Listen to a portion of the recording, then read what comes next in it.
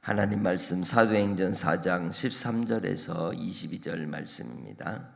그들이 베드로와 요한이 담대하게 말함을 보고 그들을 본래 학문 없는 범인으로 알았다가 이상히 여기며 또 전에 예수와 함께 있던 줄도 알고 또 병 나은 사람이 그들과 함께 서 있는 것을 보고 비난할 말이 없는지라 명하여 공회해서 나가라 하고 서로 의논하여 이르되 이 사람들을 어떻게 할까?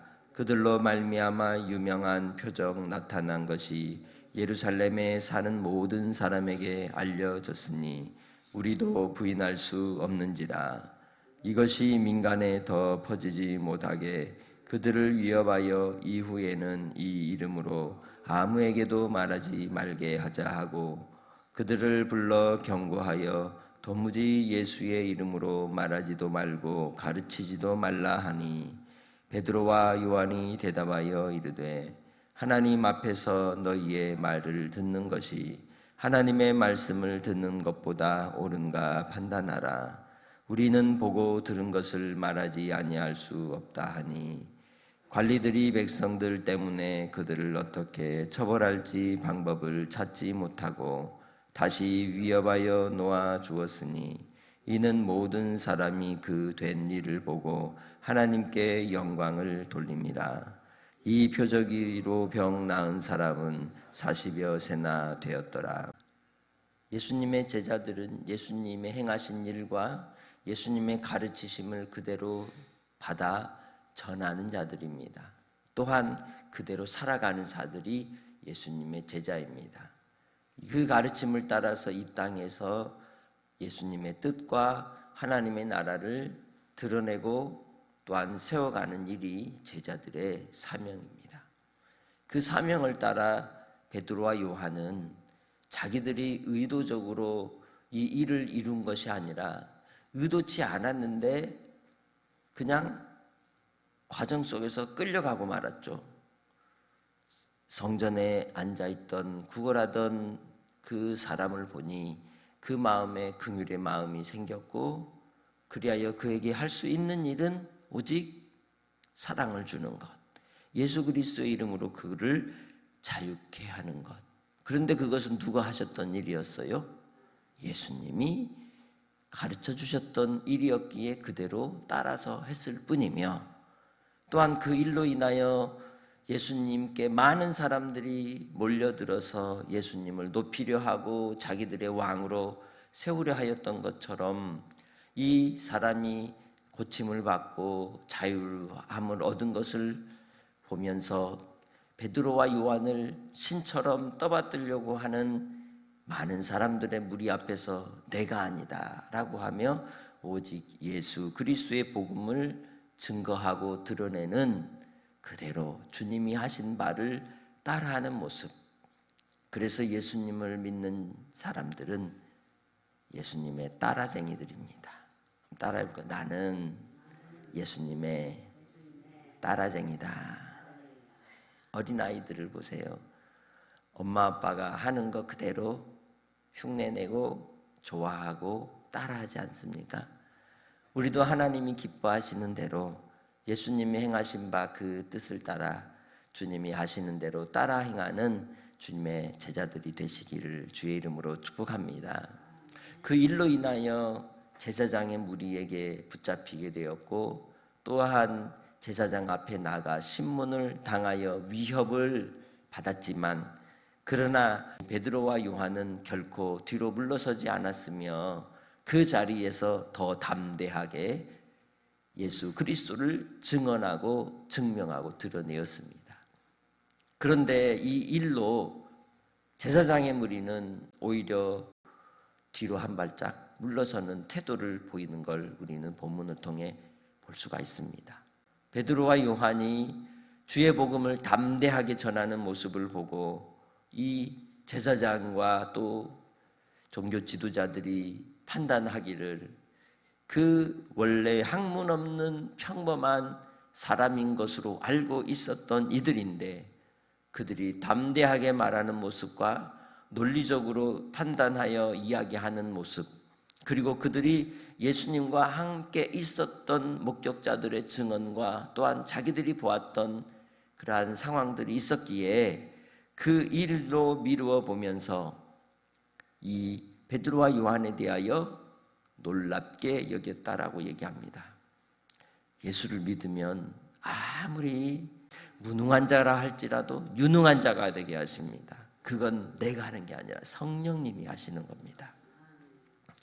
그래서 예수 그리스도 안에 있는 사람들은 하나님의 영광의 은혜를 입게 되고 하나님의 지혜를 입는 자가 되어서 세상 지혜를 이기며 또한 하나님의 뜻하시는 바를 이루는 사명자로 쓰임을 받게 되는 줄 믿습니다.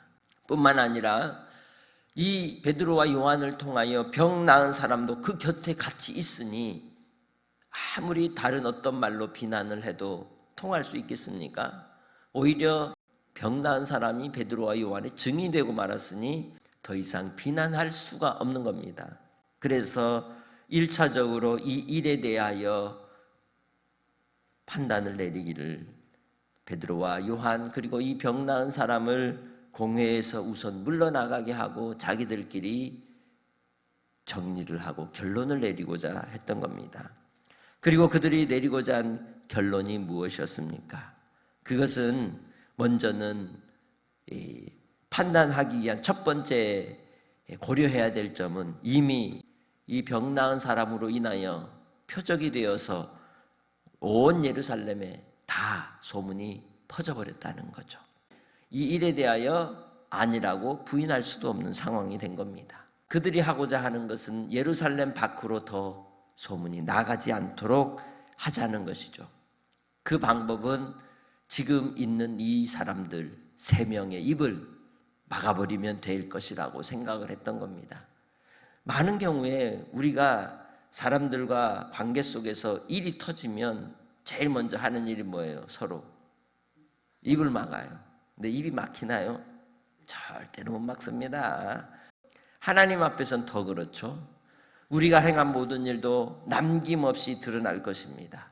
제사장 무리가 하나님이 없는 것처럼 하는 이 모습이 우리의 모습 속에서도 나타날 수 있습니다. 그러나 사람은 속일 수 있을지 몰라도 하나님은 속일 수 없는 것입니다.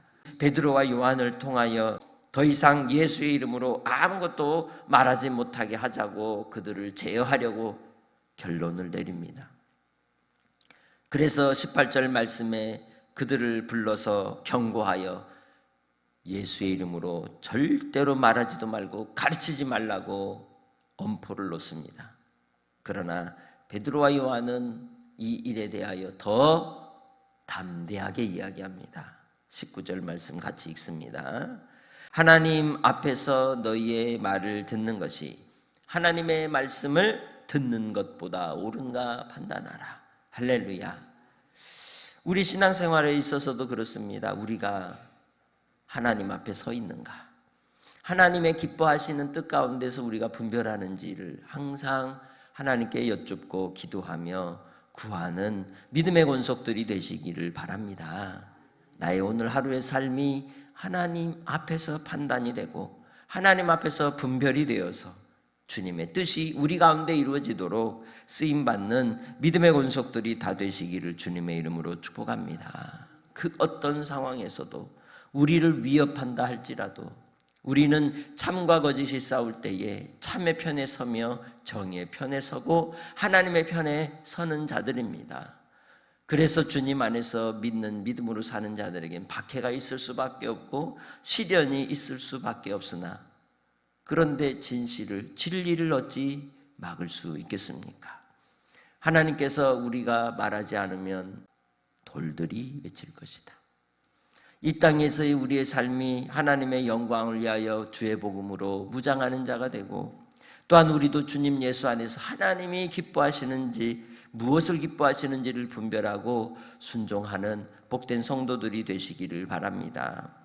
그래서 우리는 보고 들은 바를 말하지 아니할 수 없는 자들입니다. 사도 요한과 베드로도 역시 보고 들은 바를 말하지 않을 수 없는 것처럼 우리의 삶에 일어난 하나님의 기적과 능력과 구원의 은혜의 감격을 말하지 않을 수 없는 겁니다. 오늘 하루 딱 한 사람에게, 매일 하루 딱 한 사람에게 나를 사랑하시는 하나님의 사랑을 자랑해 보시기를 바랍니다. 21절에 말씀합니다. 이 관리들이 이 베드로와 요한을 처벌하지 못하는 이유는 다름 아니라 많은 사람들이 된 일로 인하여 하나님께 영광을 돌리고 있기 때문입니다. 그들도 누구를 두려워해요? 하나님 무서운 줄을 아는 거죠. 안 믿는 사람도 큰일 다치고 어려운 일 당하면 누구 찾아요? 하나님 부르잖아요. 그들도 하나님 안 믿는다고 부인하고 거부하지만 그들 중심에서는 누구를 무서워해요? 하나님은 무서워하는 겁니다. 그래서 하나님 이야기하고 예수님 이야기하는 걸 듣기 싫어하는 겁니다. 그들 안에 있는 두려움이 드러나기 때문에, 무서움이 발각되기 때문에. 이것은 관리들만의 이야기가 아니라 오늘 이 시대 속에 이 세상 사람들의 모습이기도 한 것입니다. 그래서 우리는 주님 안에서 하나님께 영광을 돌리는 오늘 한 날로 살아가시기를 주의 이름으로 축복합니다. 바로 이 병이 나은 사람이 나이가 40여 세쯤 되었다라고 소개하고 있습니다. 그가 진짜 실존의 인물이며 그를 통해서 하나님이 역사하여 주셨음을 또한 성경은 증거하고 있는 것입니다. 여러분의 삶의 자리에서 하나님은 오늘도 역사하여 주실 것입니다. 함께해 주실 것입니다.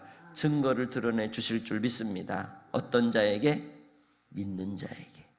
믿음을 잃지 않고 굳건한 믿음 위에 서서 하나님을 신뢰하는 오늘 하루가 되시고 증인이 되시고 주님을 따라하는 따라쟁이들이 되시기를 주님의 이름으로 축복합니다.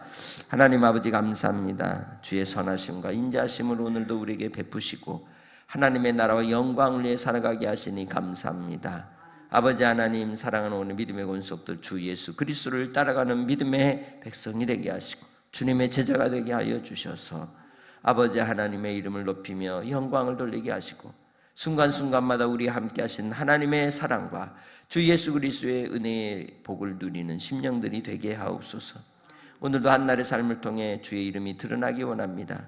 우리의 삶의 자리에서 하나님의 영광이 드러나게 하시고 함께 하여 주옵소서. 주의 뜻이 이루어지기까지 믿음으로 충성할 때마다 아버지 하나님, 사랑하는 믿음의 권속들의 삶의 자리에 필요를 공급하여 주시고 또한 우리 사랑하는 성도들을 더욱더 강건하게 하시고 오늘도 이 땅에 박해받는 사랑하는 하나님의 자녀들을 주님께서 책임져 주옵소서. 아버지 하나님 감사하옵고 예수님의 이름으로 기도합니다. 아멘.